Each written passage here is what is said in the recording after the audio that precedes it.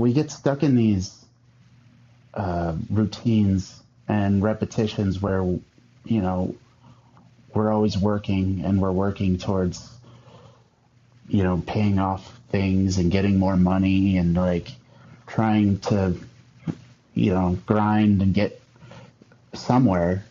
And we get stuck in the whole money loophole and kind of forget that there's life outside the money loophole. Rob Ruckus, Nick Collins, Kate Clover, Keith Semple, Isaiah Mitchell, Billy Harvey, Tim Howard. Check it out, Almost Famous Magazine. Welcome back to The Hang. Doomscroll describes their acoustic punk sound as an aggressive melodic punk crust wave and are a Colorado folk punk force built from veteran DIY musicians led by Elliot Lozier and Taylor Dittman, whose mix of punk urgency, folk grit, pop hooks, and emotionally charged storytelling have carried them from 2021's Immoral Compass through to their upcoming new release, Exhausted Dialogue. Arrives October 6th. Make sure you get your hands on it. I've heard it. You're going to want this album. And as a cinematic edge forged through the kind of bad luck most bands would struggle to survive, although I didn't. In listening, I didn't hear a Stone Edge story. Dead vans, flooded gear, shattered windows, canceled tours, even a friend falling into a ravine. I hope they had a life preserver for him. Yet somehow it only made them tighter, louder, and more determined. I'm your host, Scott Saldinger. If this is your first hang, welcome. If you're here with us regularly, thank you for coming back. Please subscribe and share. You can also take us on the go anywhere you get your podcast, Apple Podcasts, Spotify, iHeartRadio, and more. Described as 4 years of writing, 2 years of recording, and 1.5 meltdowns. I really want to know about the half that didn't exist. Doomscroll released their new single, The Ravine, and are on a U.S. tour with Hans Gruber and the Diehards. They've made time to join me today to talk about turning chaos into community, struggle into songs, and why this may be their most ambitious record yet. It's absolutely amazing. You got to hear it. Elliot, welcome to The Hang. Hello, Scott. Good to How's meet it going? you. It's great. It's great. I'm excited. I got my fingers crossed because you guys finish up this tour pretty close to my house. So if I'm in town, I'm hoping to come out and check you guys out. So we'll see. Yeah. And off the top, everybody, the tour dates will be in the description below because you got to go out and buy tickets. You got to see them play. I'm going to tell you that a dozen more times. Hey, look, we got to support our artists. We got to support them. And if we don't buy stuff, how can you put gas in the van, right? We got to support. We'll talk about that a little later on. But I want to get started kind of with your origin story, right? Because you've got a band. You've got all these wonderful musicians. We'll talk about them. But how did your relationship with music start? Like, was there a moment that you can remember that relationship began? You're like, this is what I have to pursue in my life. This means the most to me. Yeah, I think when I was 9 or maybe 10, I got really into Third Eye Blind and the Offspring. And the Offspring Americana was like my first punk record that I ever got. And I remember after I got those records, I started doing this thing where I was really pumped up from the music. So I would just be like tapping on the walls as I would like walk by. And my mom got so annoyed with me after a couple of years. She bought me a drum set. She's like, you just have to play drums. And like, that was my introduction to playing music. And drums are actually my first instrument. I've been playing drums since I was 12. And yeah, it's just kind of snowballed since then. I started a band with my best friends, and then I wanted to help out with writing, so I like learned how to play guitar, and then I got really into recording like my own music when I was like 14 or 15. Like I would get like one of those, I don't know if you remember, they were like these little like microphones that had the little stick, and you plug it into the green slot of the back of your computer. I would do that, and I would like put the microphone on my kick drum, and I would record the drums in Audacity. I don't know if you remember Audacity, but I would do that, and then I would multi-track and do like the guitar, and then I learned how to play bass just so I could like have bass in my songs, and then I would do my really, really bad lyrics, over the top, 15-year-old lyrics, And I don't know. From there, I was lucky enough to have like my mom who supported me through it all and like actually encouraged me to keep going and keep going. So I just kept at it over the years, and eventually I started a band called Atrocity Solution. It's like a ska punk, ska core band. It's really fast, really epic. I was the drummer, but I wrote like 80% of the music, and we released a bunch of records. We went on tour. Like the first time I went on tour, we got signed to Tent City Records, which I don't know. Do you know Choking Victim? Mm-hmm. Okay, so the drummer of Choking Victim owned this record label called Tent City Records, and it was like the MySpace era. Yeah. So we like reached out to him on MySpace because he like had us in his like top 8 or something, and we are like, do you want to like work together? And he like reached out and was like, yeah, let's do it. And we were starstruck, and he got us on our first tour, and I was like 17, and I had to miss high school for this tour. My mom was that cool. She was like, yeah, you can miss a couple of weeks of high school just to, go on tour and do really shady shit in the deep south. But yeah, we did that, and built up from there, toured, wrote more music, and then that band fell apart.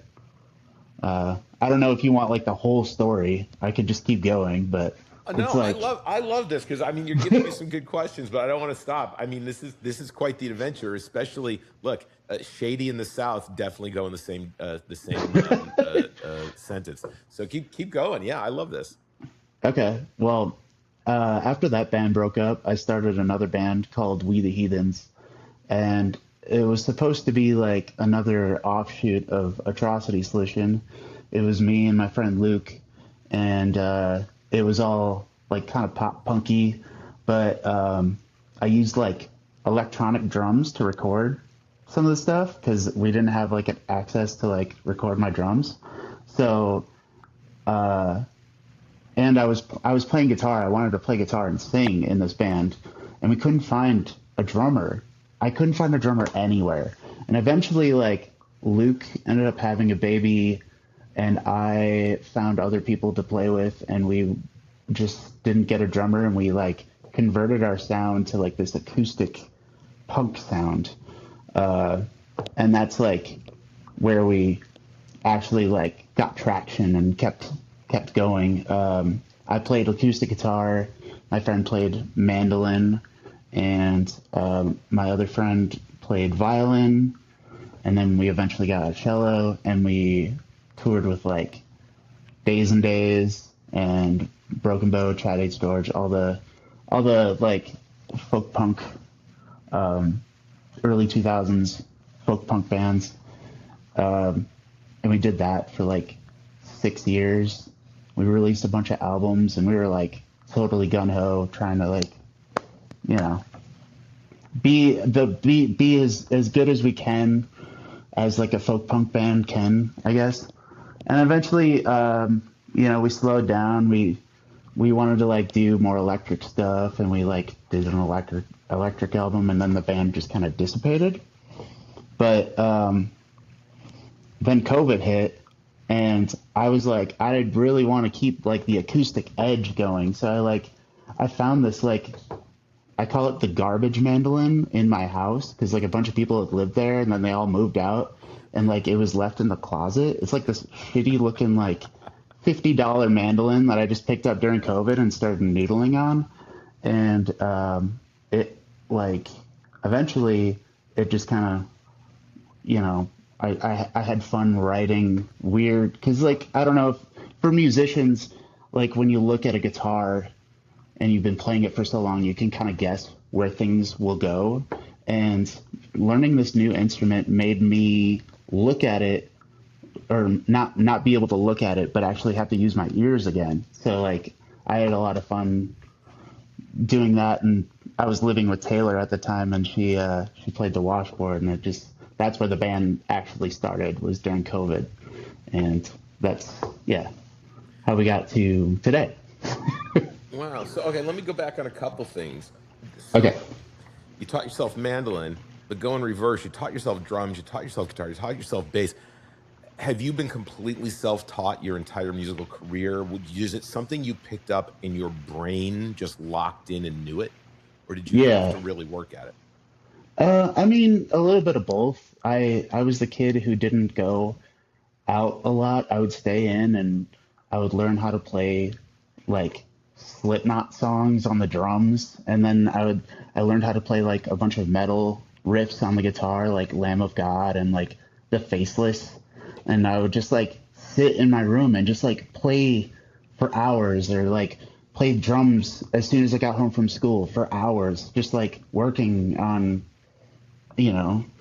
honing my craft, I guess. And that's all I did when I was a teenager. Wow. So you really invested a lot of time into it.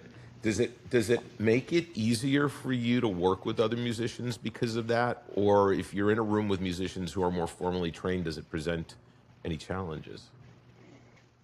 I think it makes it easier. I can't read music, but I know, like I have relative pitch and I know how things are supposed to sound. Um, and I guess like when I'm in a room with musicians like who wanna, I don't know, jam, I can kind of pick up on things pretty easily and do like solos if they tell me what key it's in, or you know, I can hear something once or twice and just kind of start playing it. I don't know, I like picked it apart in my brain and just it's like a puzzle to me. I don't know. I am super envious because I would have loved to have had perfect pitch. Loved it. Would have helped me out in theory class a lot. I don't think You you know, want perfect pitch though. Perfect pitch is the enemy. You want relative pitch. really? Why so? R- Well, okay, so perfect pitch is like somebody is out of tune by so many little tiny, cents. Whereas relative pitch, like if I hit a note, you know where a third is, you know where a fourth is, and you can kind of like hear the pitch and guess kind of closely what key it's in. Like it's more useful. It's not as annoying, you know. Where were you to tell me I needed this in theory class when I was a kid? 'Cause I certainly I could I just it God, it was a struggle. It was every single from note to note was always a struggle. But Ah, I didn't give up. But it's made me an okay musician when there's a lot of liquor involved. Not a great musician if there's not. So the um, liquid courage. yeah. So look, you hit on a bunch of different genres, and coming in as a drummer, I can totally tell you still have the energy, okay? Because this acoustic stuff that you're doing is just it's full of power. I mean, you can feel it coming out of the speakers at you. Um, how did you decide when you were crafting what you wanted the sound to be? Because there are a number of genres of punk now, right? There's gypsy Hmm. punk, there's folk punk, there's acoustic punk, there's punk. But then you've got ska, and then as noted, you've learned a little metal in your life. How did you decide? Okay, this is how I want to put this musical stew together to get this sound that I want. Uh, well, it started with We the Heathens. That was my blueprint because me and Adam, the mandolin player for that band, we kind of created this weird D beat strumming pattern, and like because I knew how the acoustic guitar and the mandolin already sounded, like I knew how they worked together. So when I started Doomscroll, um, I I kind of used that as like my starting point, but I also listened to like like there's elements of sleep in there. There's like elements of Propagandhi in there, and there's like all these things. Like when I was in We the Heathens, the one thing I really wanted that we didn't have was percussion. And playing with Taylor, I was like, we finally have this like snare that I can work with. So I was like, how can I incorporate that into the songs and actually like make different rhythms over top of different rhythms and syncopations and whatnot. And yeah, it was like it's kind of a challenge putting it all together because it's not like because my brain it writes in like electric, like drums and electric guitar and whatnot. If I write a riff, I will have to like rewrite it for it to fit Doom Scroll because like the kick drum mixed with the washboard, it won't like you can't do like a like really complicated kick drum patterns because it'll throw off all of the other rhythmic patterns of like the instruments because it's all acoustic. So you have to like kind of work within this like weird realm of here's my percussion and I have to like work around this and like shape it to this and then kind of like mold the percussion to it. It's very like some of the rhythms that I did in the new album, I wrote the riffs and then I had to write the drums to the riffs because like it some of it worked and I had to rewrite some of it and it's very complicated. It's not straightforward at all.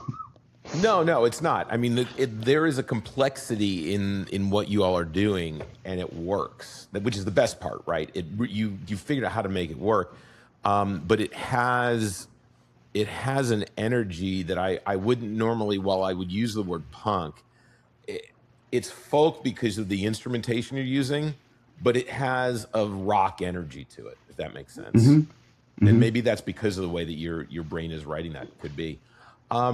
Let's talk about the new album, Exhausted Dialogue. Is that because you're tired of talking? Where did Exhausted Dialogue and the concept come from? Originally, the concept is like from video game culture. I play a lot of Dark Souls, like Souls-like games, and there's this concept within them where you have to exhaust NPC's dialogue to like progress the story or to progress like a quest or something. And what it means is like you'll go up to a guy and you'll like start talking to him and he'll talk a little bit, but then he'll stop talking. And like most people will just walk away, but what you have to do is you have to talk to him again and talk to him again. And he'll start saying other things until he like starts repeating himself. And that's when you've exhausted his dialogue. And I thought this concept was interesting because like a lot of the topics in the album I've sung about a million times, and it seems like nothing ever gets really solved. It's just like a constant battle with these things always coming to the surface, and it never is like relentless, and there's you just you could beat the dead horse, it's just always there, and you exhaust your dialogue. I don't know. I thought it went well. That's okay. So we'll talk about some of the songs because now I'm getting it. Now I'm getting it. Besides the fact that I hope that someone in the video game industry watches this and says we need some of that music for our games because they can wrap it into a story. Oh yeah. As I said in the intro, there's been a lot that's gone on, right? Dead vans, flooded gear, shattered windows, canceled tours, and falling into a ravine. Let's talk about the first single, The Ravine, because what interested me in the song is that I may be wrong, but I think the word ravine only shows up, is it once? Maybe twice, and that's it in the entire song. It really pushes itself along as more of a conceptual story than a song with a chorus about ravine. Hmm.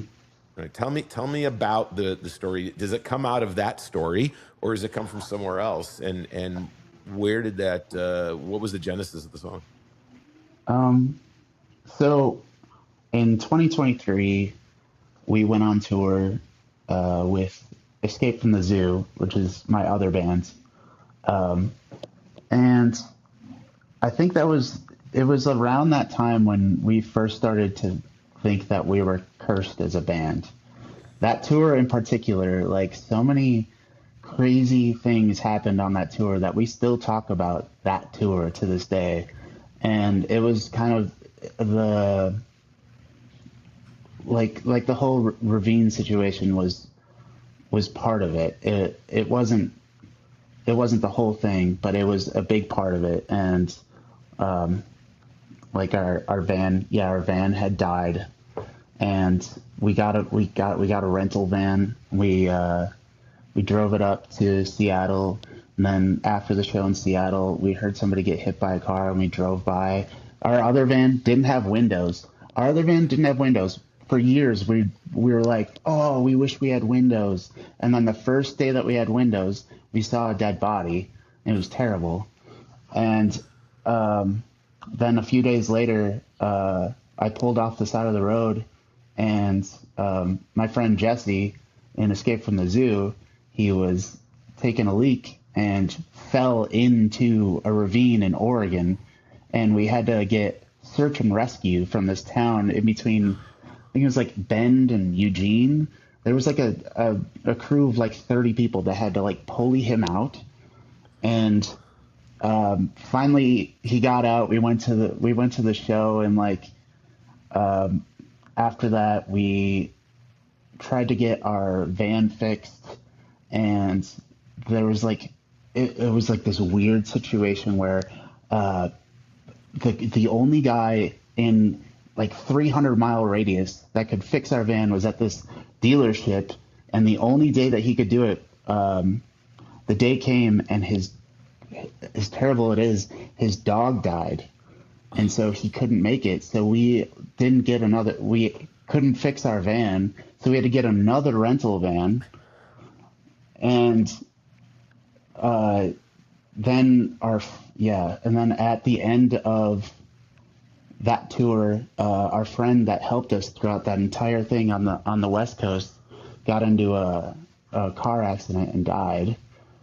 And then a couple of months later, we played a show outdoors, and it was sunny out.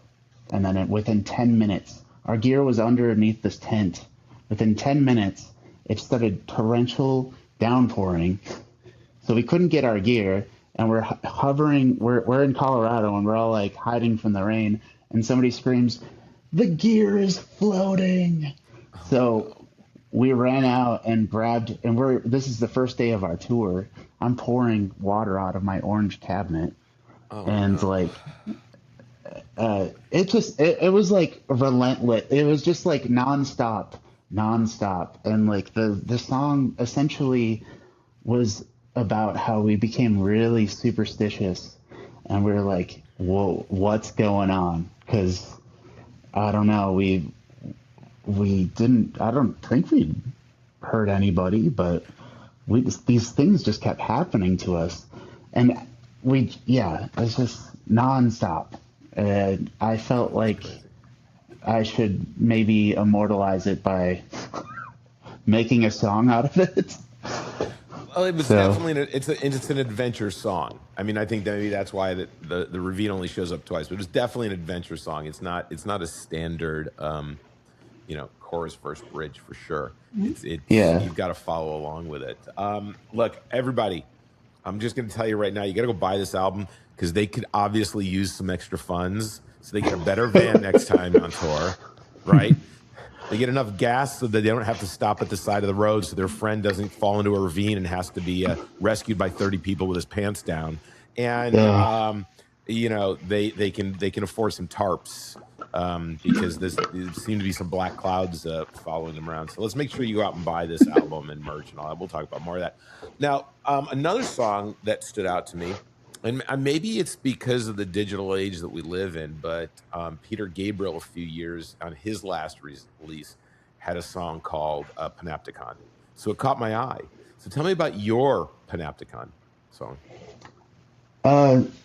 Actually, this ties into philosophy a lot. I've been listening to the podcast Philosophize This, and they had an episode about Jeremy Bentham and his creation of the Panopticon and the digital Panopticon that we kind of like live within. And I thought it was just kind of like one of those moments where I was driving and it kind of dawned on me that like we're all just kind of like policing ourselves. Like I don't know if people know what a Panopticon is, but it's this perfect prison where the security guard can see every one of the prisoners, but the prisoners can't see the security guard, so they don't know when they're being watched. And basically, the digital Panopticon is the concept of, like, since we're all abiding to the society's rules and laws, people can tattle or, narc on you if you look like you're doing something wrong. Like, the police don't even have to, like, survey you 24/7 anymore. They just, like, rely on, like, the community to, like, and like, I don't know. Yeah, no, our community has become that guard. I mean, and look, the surveillance, we all carry around devices in our hands to surveil one another.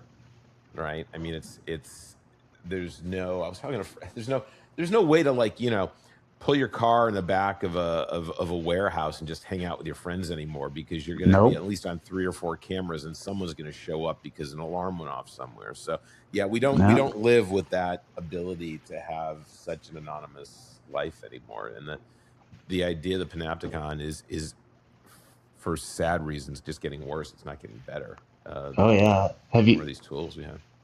Have you seen the whole flock camera debacle? I'm obsessed with flock cameras. There's a guy. I don't know if you've seen the video. There's a guy in, I forget his name. He's in the Atlanta area, and he was the first person that I saw do a video on it, because I was at a hackers evening here in Dallas, and this guy did like 15 minutes on flock cameras, and then I just went down a deep hole of it. Now the problem is I'm bound to get into a car accident because I'm too busy looking for flock cameras and not looking at traffic. They're everywhere, and they are so invasive. And the CEO is a lying sack of crap. As you can tell from the fact that every story out of his mouth is different. Now you're stuck with the fact that, forget that the police can check on you. The individual officers, they just had to cut them off for being able to just spy on individuals for the hell of stalking people. So that's your law enforcement using the tools that were bought by your municipality just to stalk you for no reason, as opposed to true law enforcement. The whole thing is an absolute nightmare. Yeah, it's crazy. We could do a whole episode on flock cameras. Trust me. A lot of conversations there. But I want to keep on with the album Sisyphus. I probably haven't even heard Sisyphus discussed in eons. Like, it was probably high school or college mythology. What prompted you to write a song titled Sisyphus, and what was the analogy that you were trying to create there with the song?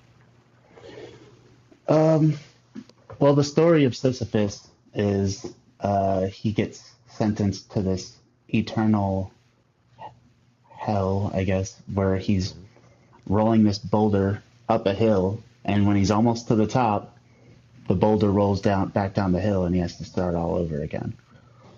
And the concept, the analogy, I guess, with the song is like, we get stuck in these routines and repetitions where, we're always working, and we're working towards, paying off things and getting more money, and like trying to, grind and get somewhere. And we get stuck in the whole money loophole and kind of forget that there's life outside the money loophole. And I guess, a lot of us can't escape it. I recently moved out of my house and moved into a bus with my wife, Taylor, who's the washboardist.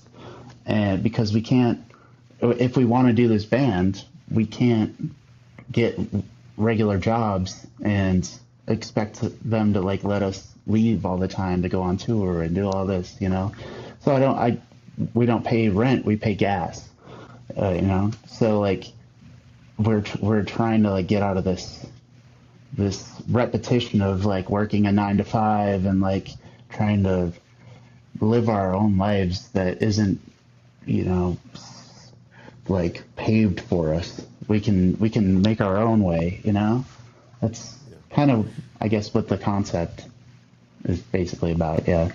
Well, no, and I think you're right. I mean, I hadn't thought about it again. I hadn't even heard the name in ages. But you think about it, that is kind of the daily grind we live in these days. We're constantly pushing boulders, and what it seems like is we're getting to the top, and then another boulder is passing down, and we run to that one to push it back up, and we go from boulder to boulder, whether it's from job to job, career pivot, or just something breaks and you need more money to fix it. It really feels like that is what life in the world is like these days. So I can totally understand how you see that to write the song for that way, for sure. And yeah, and like on a happier note, like I feel like in this day and age, it's a lot easier to escape the routine.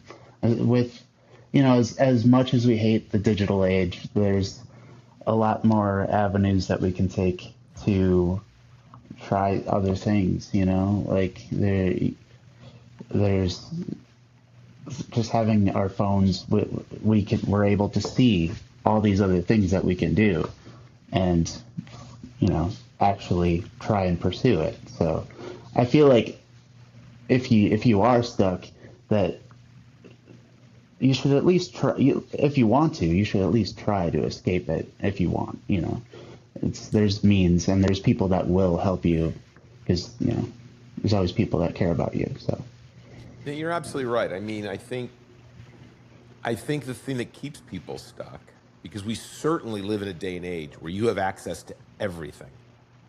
Absolutely everything. I was texting with someone in the UK this morning, right?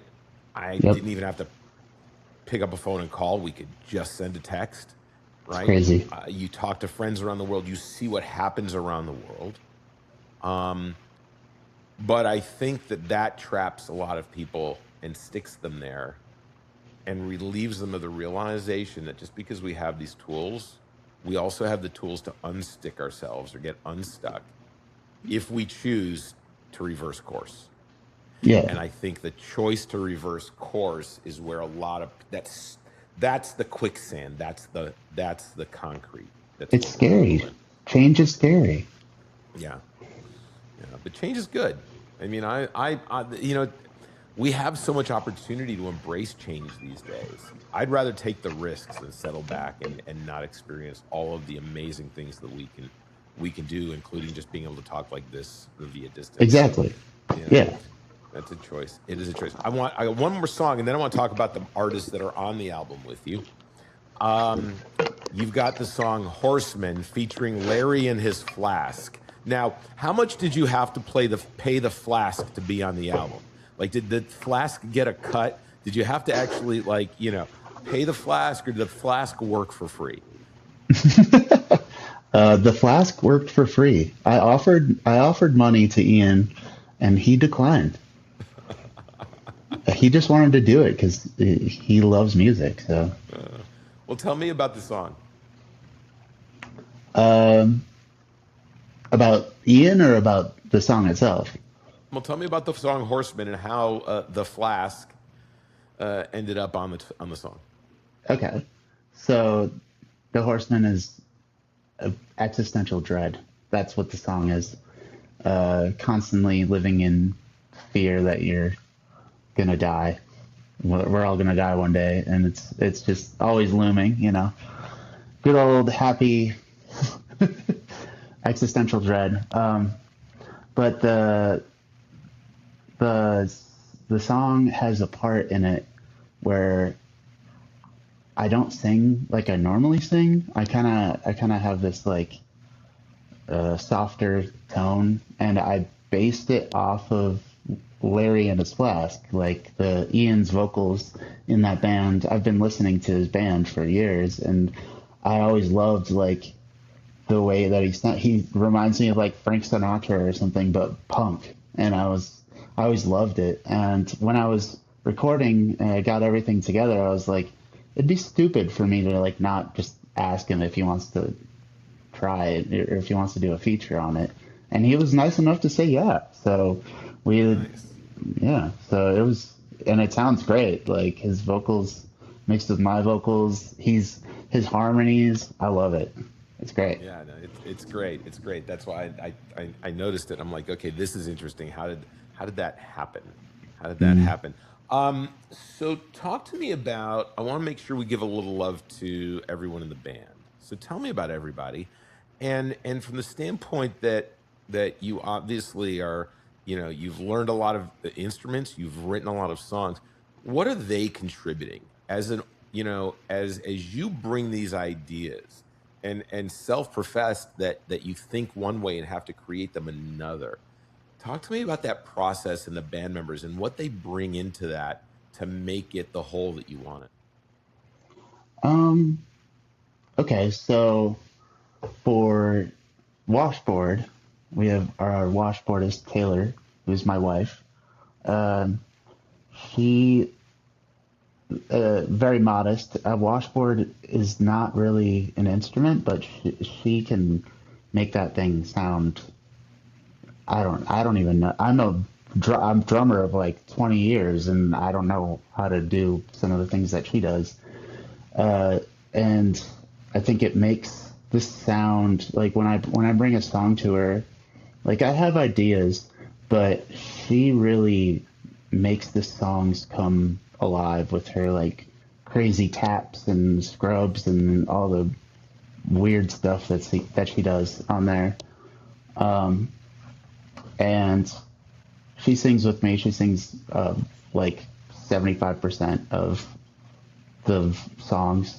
Just the parts that I sing or like harmonies or whatnot, and it really just adds like another layer of like thickness to the songs. Our guitarist P, he is really good at recording and helped me record a lot of the songs. He knows how to make things sound a lot better than I do. And when I brought the songs to him, he was like, "You should play guitar. I'll just help you record." So we did that. I played guitar on the album. And then Riz, our drummer, also said, "I would rather just sing, you just play drums." So I played the drums, but Riz's vocals are like a key part of the album. It's like it her like their screams are so brutal, and they're just like this little tiny person with like a beautiful, they can like do harmonies all day long and their voice sounds gorgeous, and then they just like when they want to they can just go full death metal.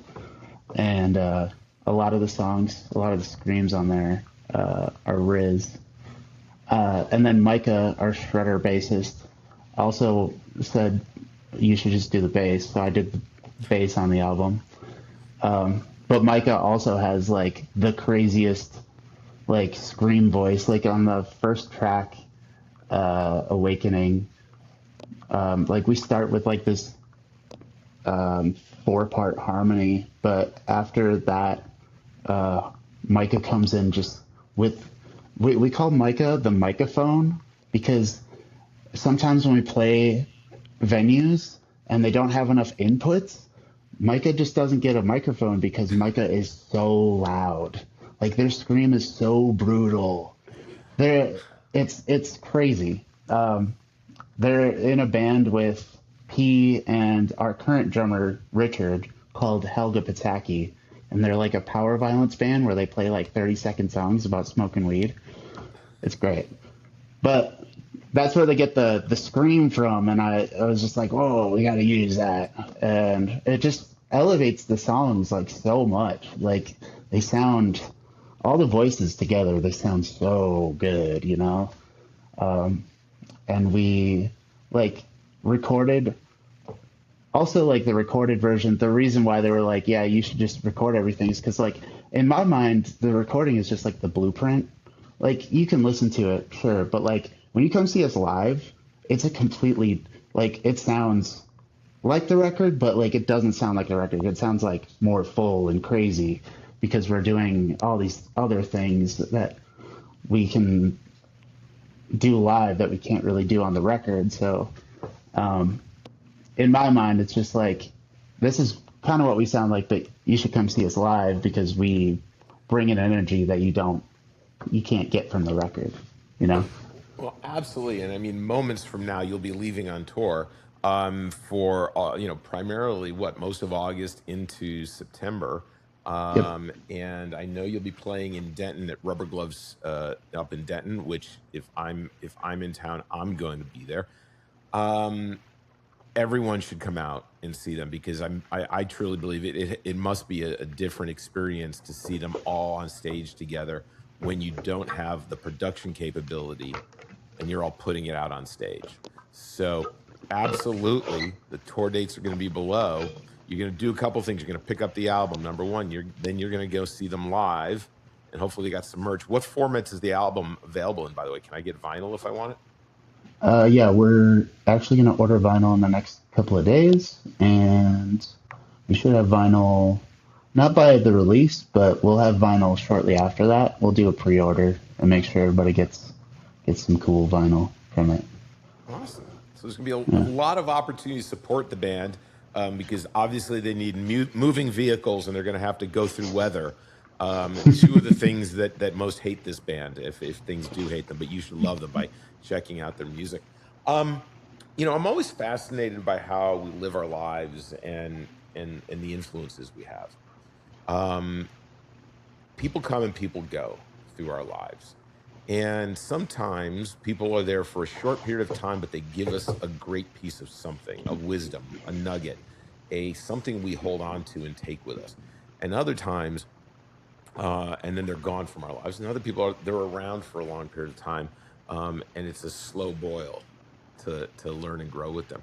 Has there been someone in your life who's come through your sliding doors, who's had a monumental impact on you and your musical career that you take with you along the journey, whether they're with you there or not? I would have to say probably Chris Hanna from Propagandhi. When I first heard Propagandhi, I wasn't really sure what I was listening to. I was like, is this punk? Is this metal?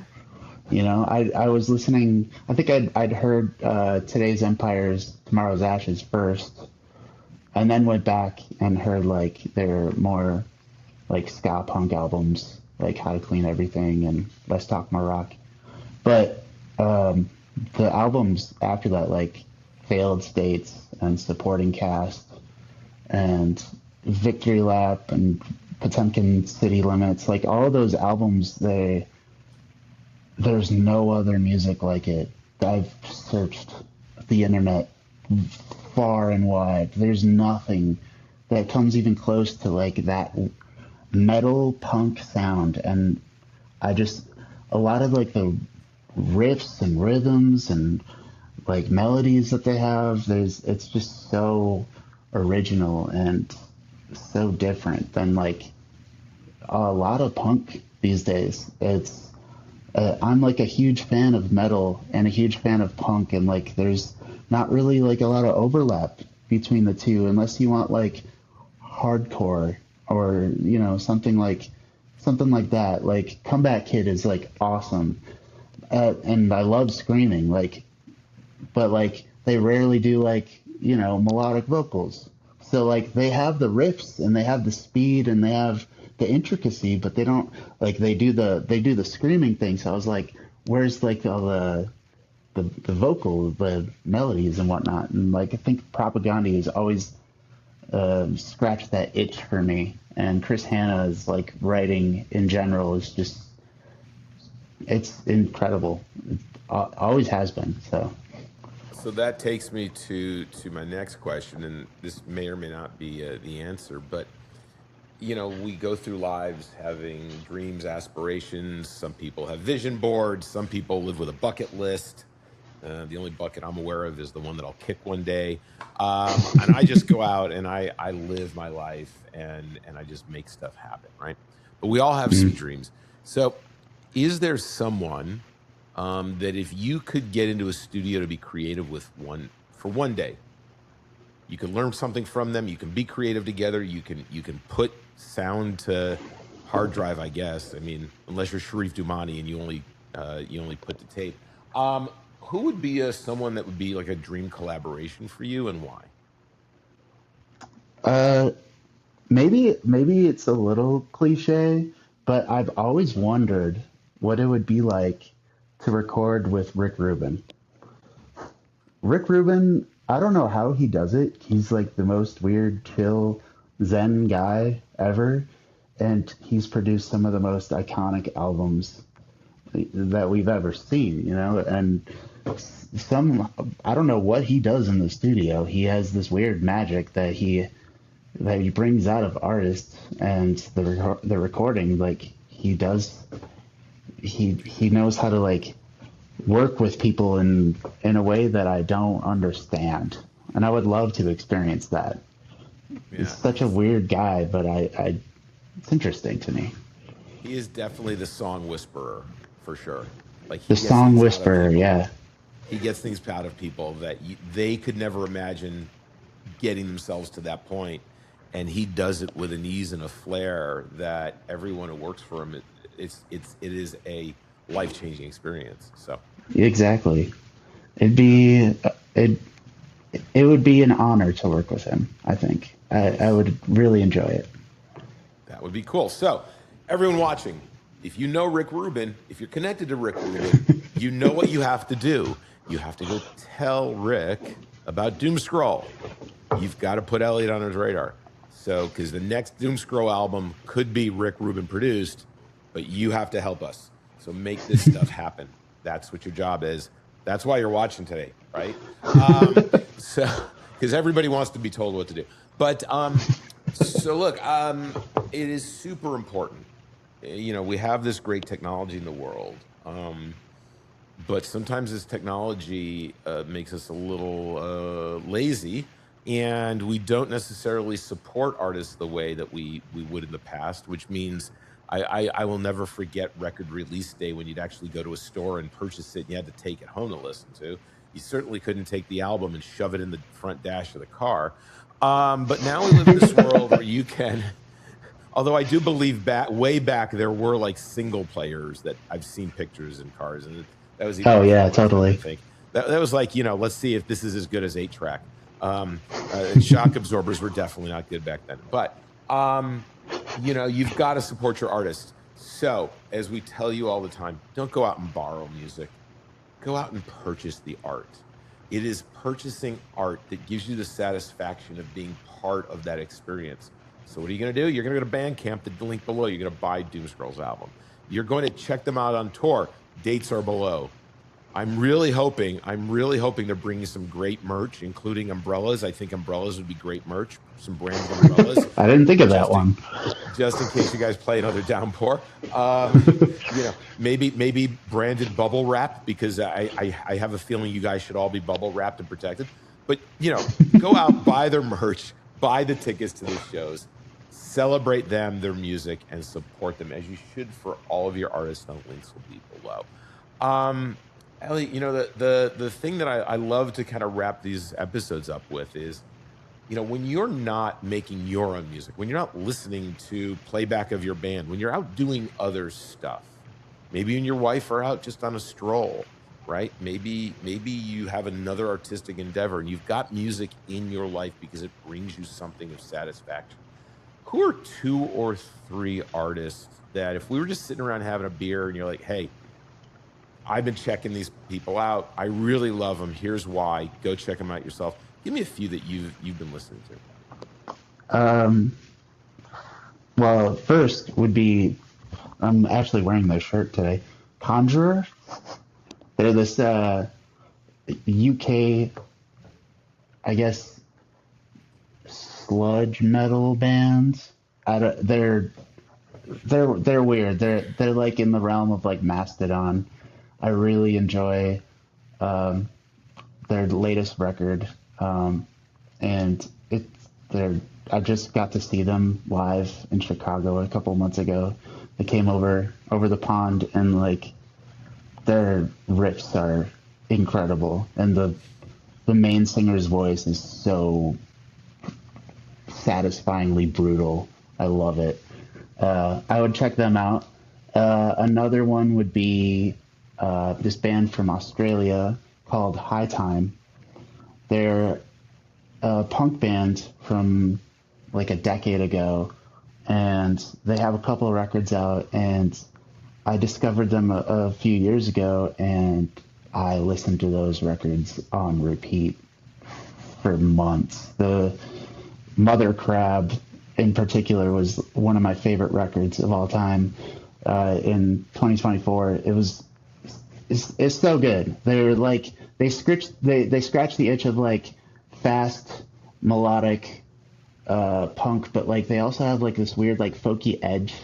I don't know how to describe it. They do like these weird genre mashups with the punk that really it just works. And the main singer's voice, her voice can go from soft to crushingly brutal. So it's a wide array, and the instrumentation is great. So I recommend those two for sure. It's interesting you mention genre mashups because I've been getting into bands lately that have been doing that, like Integra Pink out of Southern California, and it's like a cumbia Tejano punk, or like Easy Band, which Whoa. have you heard Easy Band? Have you No, heard them? but Oh my God. no. They came out of nowhere during the pandemic. It's a Norteña Tejano band that does English language songs in the style of Norteña Tejano, but singing English, everything from Taylor Swift to Electric Light Orchestra. Whoa, To some okay. Led Zeppelin. It's really I've been getting into that because it's fresh, right? And it's not Exactly. it's not something you just hear every day. So I've been getting into that stuff lately too. So I can totally understand why that would jazz you up. So I appreciate those suggestions. I'm gonna check them out myself, such as everyone else should too, because music is for sharing. Music and the joy that it brings you is for sharing. Give it to your friends. Give it as gifts. Give tickets to shows. Maybe you buy some 100%. Doomscroll tickets and send people to see Doomscroll, which is what you should be doing. So, Elliot, this has been a lot of fun. The next time we do this, because I know there'll be another album, potentially produced by Rick Rubin. What I would love to do is get everybody in the band on, and we turn this into a band conversation. Definitely. So it's always a lot of fun. I wish you the best out on the tour. Do me a favor. There's a 50-50 chance I'll be here in the area to see you. So please, no catastrophes before you get to the Dallas area, okay? Give me that, make that promise to me. Cross your fingers. Fingers crossed. Yeah. Stay out of the weather, and look, find somewhere to go to the restroom other than the side of a ravine where you could lose a band member. So, everybody, this has been great. Elliot, I appreciate you making time for us. Check out Doomscroll. The album's coming out October 6th. Get to their shows. Come back for more great episodes in the Hang. And in the meantime, please, please, please, please, take a moment every day. Give yourself a little grace, a little love, a little kindness, because it's hard enough to get through the day. And then go give that to someone else, because the joy that you receive in return gets you to tomorrow. And we need each other more than ever. just to get to tomorrow. So thanks for joining us, Elliot. It's been a pleasure. Go out and get your doom scroll, everybody. Go out and do that, and we'll see you at one of their shows. Till the next time, take it easy. Bye for now. Thanks, Scott.